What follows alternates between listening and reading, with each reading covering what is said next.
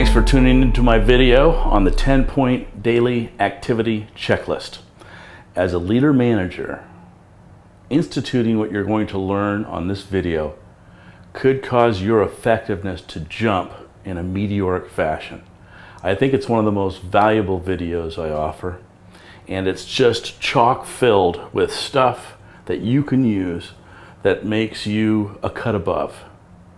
It helps the productivity of your group, it helps the culture of your group, and when you increase culture and increase productivity, collaboration is going to go up real high, real fast, okay?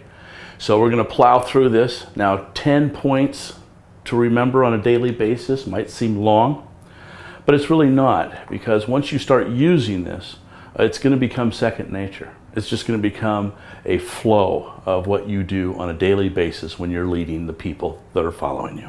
Okay, so let's dig in. What I'm going to do is I'm going to go through them. I'm going to list all 10 items, and then I'm going to take them one at a time and get very, very specific, okay? So you know what to do next as it relates to the activity list. Okay, number one, you want to make sure you emulate collaborative group behaviors. And we'll talk more about that in just a moment. Number two, you want to promote and protect the culture. In other words, you really need to lead in this area. Three, you want to keep the group focused on mission statements and value statements and value behaviors. Four, you want to be involved in the problem-solving process in your group. You want to not just be involved, you want to lead in that problem-solving process. So number five is building technical competency. And you do that by having high levels of high quality training. Number six, you want to promote all productivity behaviors ahead of all other behaviors, just slightly. We'll talk about that in a moment. Seven, you want to make sure you're encouraging your group to innovate for new ideas. And it's actually simpler than what you might assume. Eight, you want to continually recognize positive performance or exceptional performance. Nine, you want to give recovery feedback and retraining whenever you observe performance that is less than standard, okay? And number 10, on a daily basis, you want to really thrust and implement all 9 of those points. So 10 is actually a push to implement. We'll talk about that also. Okay, so let's dig into number 1. Collaborative group behaviors are a series of behaviors that encourage collaboration. And there's 2 lists. One is the behaviors you want to start using if you're not using them now to generate collaboration. And the other list are a list of behaviors that you might be using in your group right now that you want to stop using if you want a collaborative group. I'm going to be producing lots and lots of videos as it relates to collaborative group behaviors. But suffice it to say right now, you can start looking at your group and you can see behaviors that you want to encourage, and you recognize those behaviors. And as you run across behaviors that you want to discourage, you want to ask people to stop using those behaviors. All of that allows you to generate more collaboration. But here's the key. You have to have the same behaviors. You want to make sure that your behaviors are consistent with what you're asking other people to do. You want to stay away from the do as I say, not as I do syndrome. It's very hypocritical. And anytime the leader is seen as a hypocrite or is demonstrating hypocritical behavior, it's really death for the leader. You lose all respect from the people that are following you, and then it makes it very difficult to lead. So you want to make sure you're emulating these behaviors, and that emulation has to be consistent, it has to be predictable, and it has to be methodical.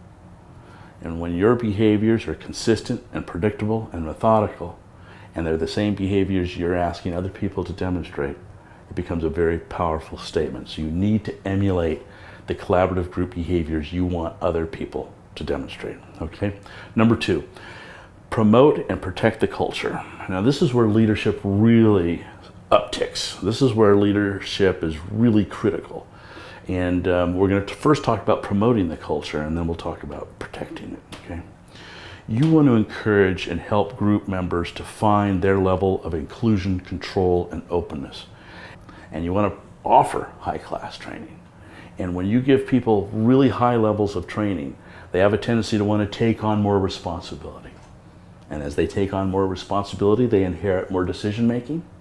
And as people inherit more decision making, they feel part owner. They feel included. They feel there's an element of control. They feel like they're in a group that's open or has a transparent nature to its communication. So the key here is you always want to find ways to get people involved. You want to find ways to help share power so they have more job control. And when you do that, collaboration goes up, and it really promotes a culture that's just explosive in terms of its collaboration and its productivity. So it's really important. But you can't promote a culture if you don't first protect it. So let's talk about protection. As a leader, you always need to interrupt and privately correct any demonstrations of destructive behavior. It's really critical. You see destructive behavior in the workplace, you have to deal with it right away. You have to eliminate it. Because if you don't, it's going to create a lot of fear in the culture. And you can't promote a culture if you don't first protect it. So you got to come in, you have to make sure you got inclusion, control, and openness as an operating function in your leadership style. But you also need to be able to deal with people that are demonstrating destructive behavior, and you got to do it right away every time you see it. And you got to make it go away. You have to do whatever it takes. Retrain, retrain, retrain, 3 trainings to make it go away, okay? If it doesn't go away after that, then you have decisions to make as a leader. Okay, that's culture. Number 3, you want to keep your folks focused on the mission statement and the value statements at all times. If your group doesn't have a mission or value statements, I'd recommend you go get them. They're very powerful and necessary if you want a collaborative group. If you don't have a mission, you don't have value statements, then everybody has a different definition of success. And the group is never going to be a success if everybody has a different definition of what that means, okay? When you do have a mission statement, you want to be repeating that mission statement wherever you go as a leader, over and over and over again. So much so you're ready to throw up. But you just need to remember this. You might be talking about mission the 2nd or 3rd time that day, but the person that's hearing your words may have heard it for the first time in a month. So you have to keep that repetition up. It's really critical. Along with mission statements are the value statements. And once again, if your organization doesn't have some, I would go get them, because value statements are very, very powerful in describing the types of behaviors that we want to use. So that's number 3. Keep your group focused on mission and value statements at all times. And what that means is you're going out and you're verbally letting people know this is important, this is important, this is important. And you're going over that mission and value statements over and over again. Okay, number 4. You want to start supporting problem solving as a team sport. And what that means is that you want to inject yourself into the workflow on a daily basis and ask the question, are there any problems that's confronting everybody here that's keeping you from doing your job? You want to ask that question on a daily basis. And when they start talking, you start listening. If you do it enough, they'll start to volunteer problems more often. You can get involved in the problem-solving process. You can eliminate those roadblocks because as the leader, you have the authority and you have what it takes to whether it's a budget reaction or what have you, you have the power to remove those roadblocks. And as you remove roadblocks for the people that work for you, productivity goes up. By injecting yourself into the problem-solving process, you also lower the anxiety in your group. Every time you lower that anxiety, they feel supported, they feel like you have their back. And not only are you lowering their anxiety, but you're also removing those roadblocks and causing productivity to go up. Every time you're in a situation where you're lowering anxiety and you're increasing productivity, you know your group's moving in the right direction. And that's what problem solving does. You'll want to take a look at my videos. There's 2 of them specifically. One is the 6 reasons why groups don't solve problems. And the second video is the 8-step problem solving process. So I recommend those videos when they do come out. The last thing I would also add as it relates to problem solving is if you have people that are working for you that are typically high performers and they have some personal problems that they're dealing with that is a distraction, you might want to temporarily give them some assignments that are low in complication It's just another way to smooth productivity, while some people, like your high performers, might be experiencing some problems at home. It's a temporary thing. People get kudos for not letting interpersonal problems show themselves in their performance, but at the same time, humans are humans, and sometimes they will have some personal problems that affect their performance. And hopefully that's just temporary. But there's something you can do as a leader by paying attention to what's happening. So last but not least, you want to encourage people to bring problems to you. Now you're going to ask everybody on a daily basis, do they have any roadblocks that you need to remove? But you also want to encourage them to volunteer them. So you got that communication coming up. Hey, we have a problem, boss. We need your help. Okay? All right, so number 5 is building technical competency. And you do that by having high levels of high quality training. Training, training, training. And I have a video on technical competency, but suffice it to say, for the activity list video that we're talking about right now, is there's a few things you can do to become immediately effective in training your people into levels of expertise.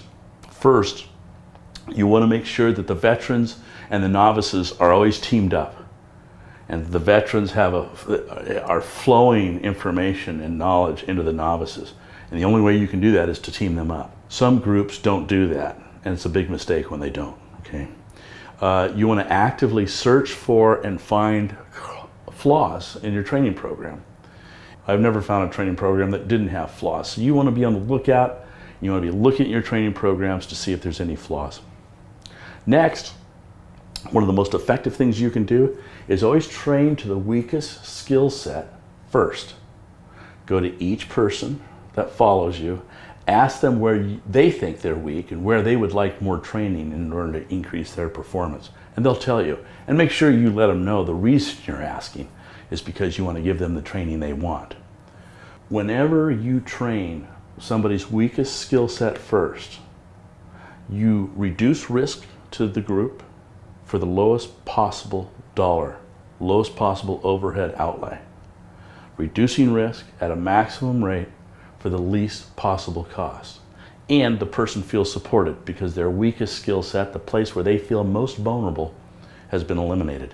And then you train the next weakest skill set and the next weakest skill set, and you do that for each person that works for you. That level of performance and productivity and the felt sense of being supported by high quality training is going to make a huge difference, which is why it's on the checklist. Okay? So that's number 5. Number 6, you want to teach and promote all productivity behaviors.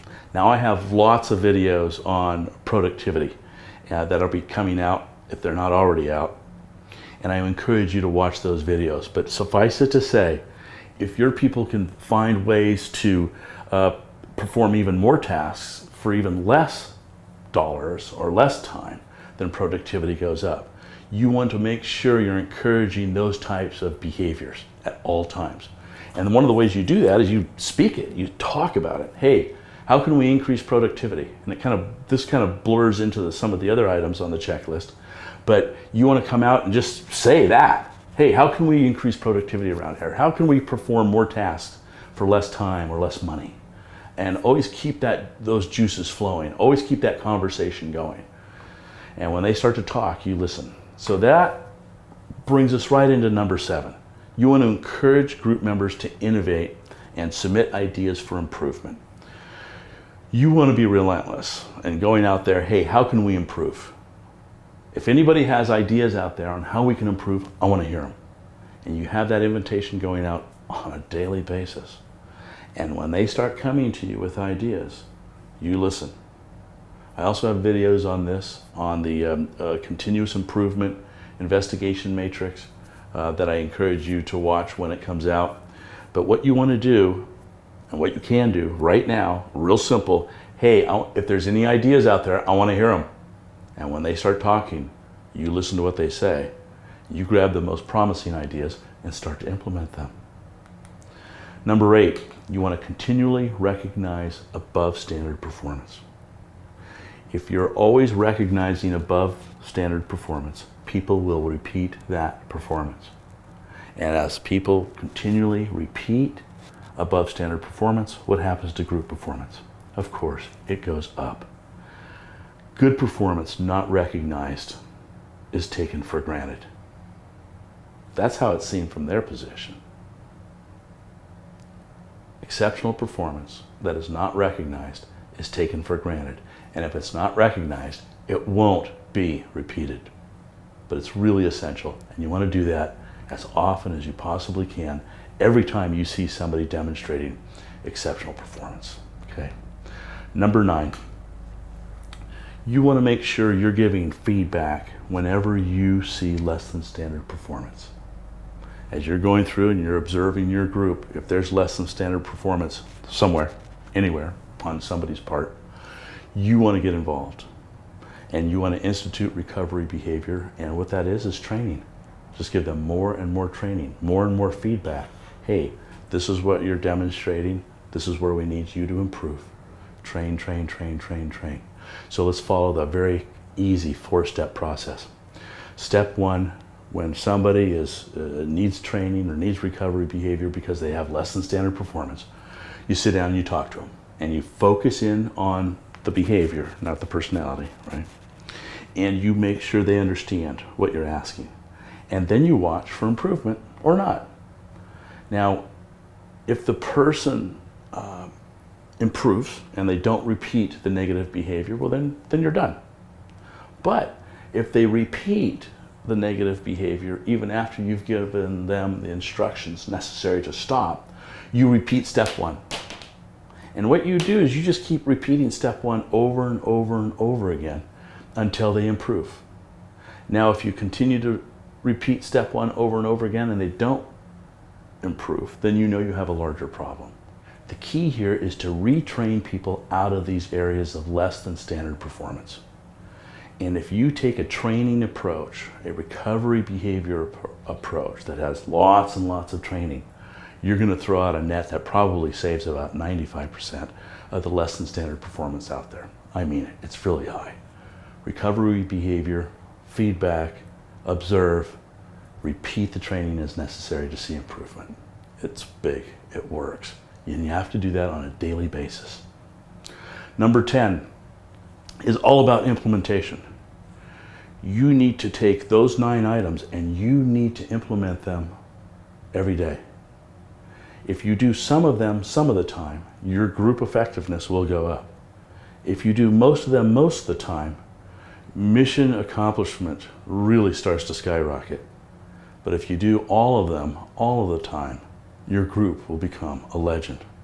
So you want to implement, you want to push your group, you want to guide your group, you want to support your group, you want to train your group, and you want to protect your group. And that's what you're doing with those first 9. But nothing happens unless you actually implement on a daily basis, demonstrating those behaviors, asking those questions, investigating, observing. That's the only way you're going to push, guide, support, train, or protect your group. So follow this 10-point daily activity checklist, and you will be fascinated by the increase in collaboration, the increase in productivity, and you'll never go back again. Thanks for watching.